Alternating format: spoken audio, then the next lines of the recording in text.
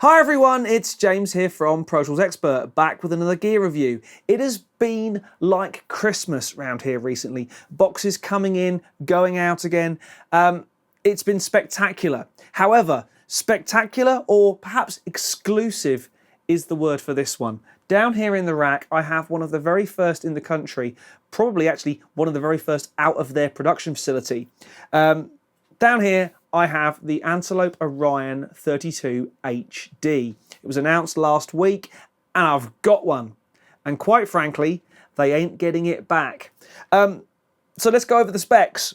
Orion32HD. 32 means there is 32 channels of analog I/O over D-sub. 32 in a 1U rack.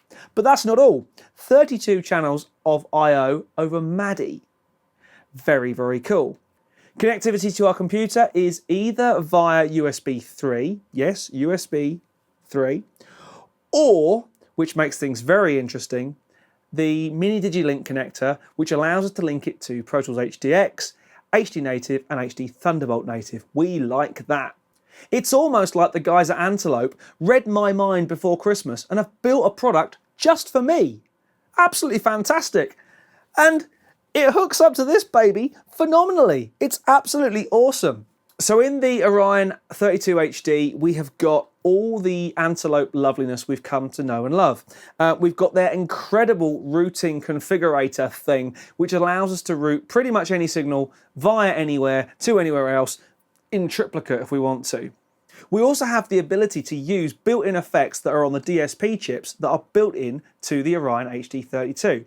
Has to be said this time, they're all kind of compressors, limiters, EQs, studio type stuff.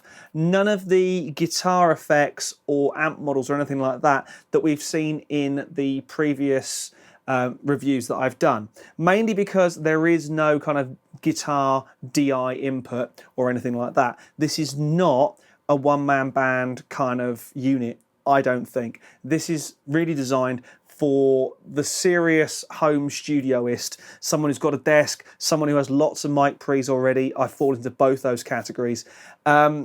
This is a very, very serious unit. The fact that it's designed to work with Pro Tools HDX and the HD systems means you are going to see this in facilities where they have analog consoles, where they have MADI connectivity. This is a very serious unit. So around the front, the Orion32HD is a pretty simple beast. We have the power button, 3 beautiful white LEDs for oven, lock and 10M. These are our clocking sources. We have the sample frequency up and down keys and arrows, the indicator for such thing, the bar graph showing our inputs and outputs, the Antelope button, and our 5 memory preset buttons. So around the back, it is Connectivity City. We have the 8 D-sub ports. These are our 32 channels of analog I/O over 8 D-subs. We then have our USB 3 port, the MADI ports, 2 pairs of ADA optical I/O, our HD ports. These are the Mini Digilink connectors to Pro Tools HD systems, a pair of TRS jacks for monitor outs, SPDIF, 2 word clock outs, a word clock in, and a 10M clock in, and of course the power supply. So here we are in the kind of control panel for the Orion32HD. It's a very similar beast to what we're used to. We have the routing page, we have the mixer, or mixers even, and we have the effects. Now, inside routing, things get a little more complicated than usual because we have 32 channels of I/O over what they've called line. These are our analog ins and outs. We have our up to 64 channels of I/O over USB 3. We have up to 64 channels over MADI. We have up to 64 channels over HD. Now, this, of course, is not entirely accurate. It's 32 channels over HD, but we can route from MADI to HD and vice versa. This is because the Antelope Orion32HD shows up in Pro Tools HD as 2 MADI HD interfaces.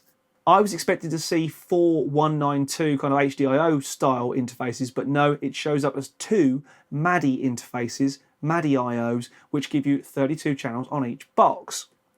We then have our ADA inputs. I'm running at 96K, which is why you can't see all 16.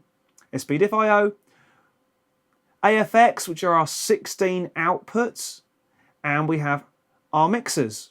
So we can pretty much route from anywhere to anywhere else.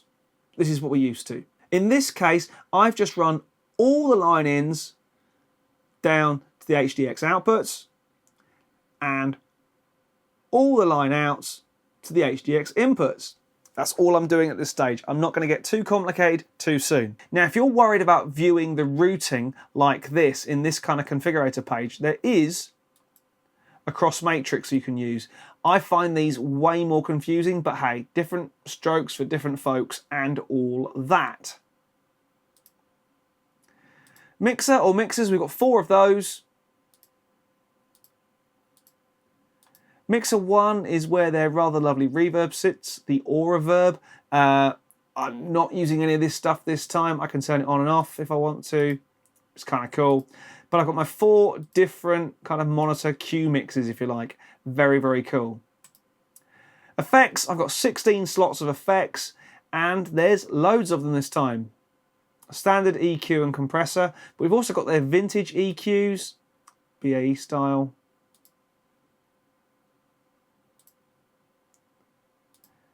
We all know what they're supposed to be.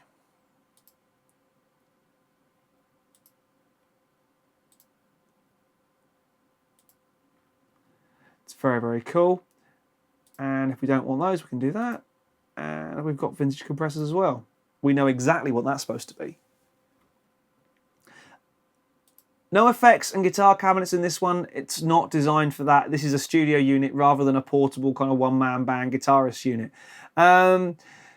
Is that an omission? I don't think so, really, to be honest. It would have got in the way. You're not going to be using guitar effects and things like that built in. There's no DI input on the unit anyway, so it's not a big omission.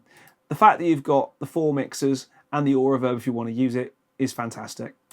Now, where things, of course, get interesting is clocking. The moment I'm using the HDX system as my clocking master, I could, of course, use the built-in oven clock, which is set to 96K in this case, which is what my session is set to. Now, using this, remember, this is not going to follow your HDX session. This is not going to track with whatever your sample rate of your session is. You're going to have to set it up manually. By using the HDX clock, everything is going to follow automatically. Now, if you, like me, have a memory of something with a bad memory, you're going to want to set this to HDX.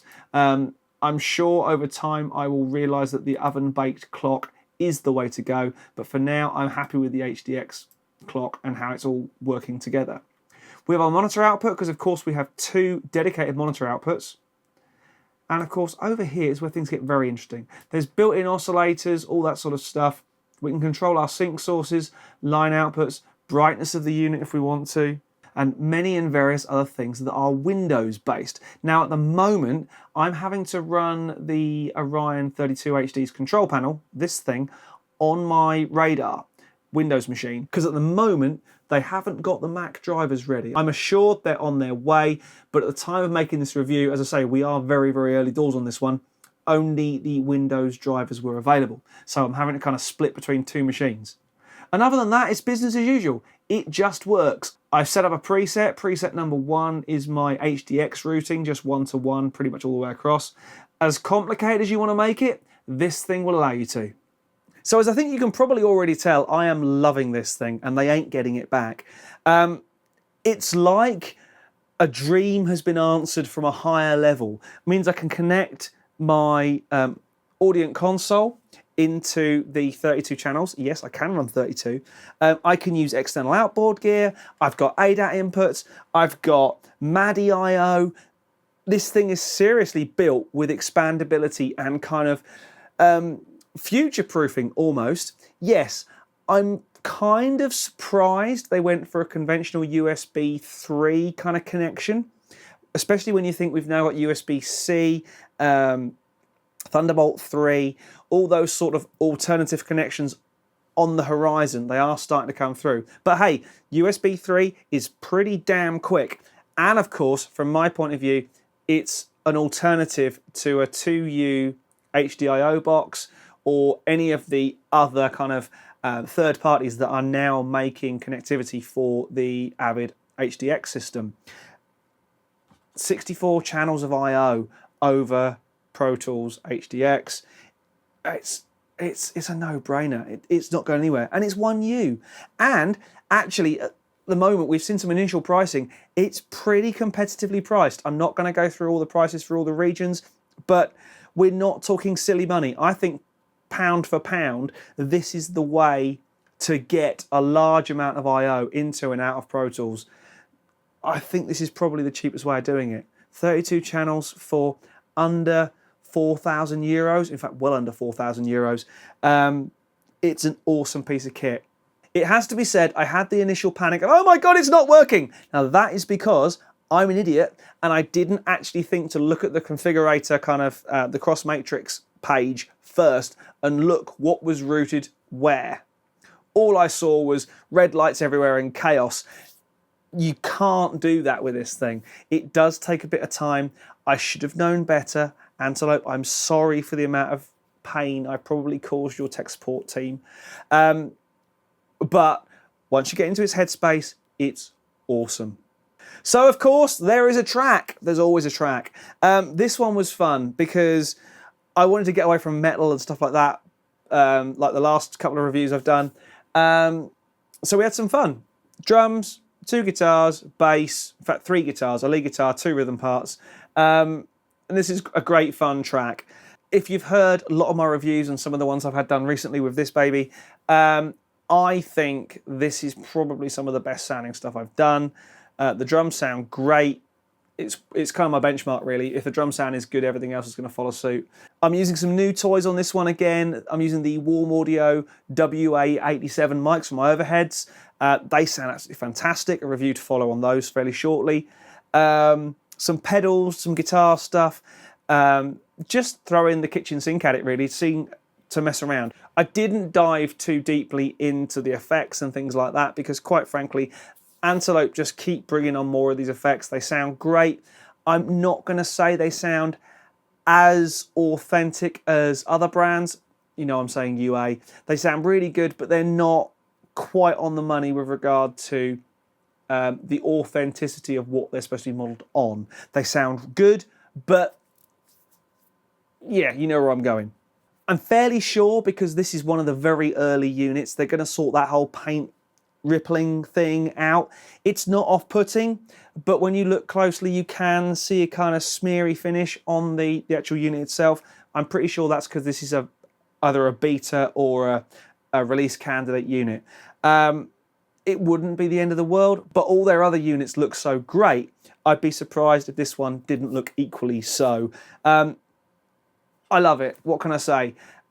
It feels very early in the year to be throwing this one out, but it's going to get editor's choice. It's an awesome piece of kit. I don't want to give it back. If they ask for it, I'm going to have to buy it because, quite frankly, this was sent from up above for me. It ticks every box, answers every question. I love it. So enjoy the track. Try not to get too funky, and I'll see you again soon for some more gear talk.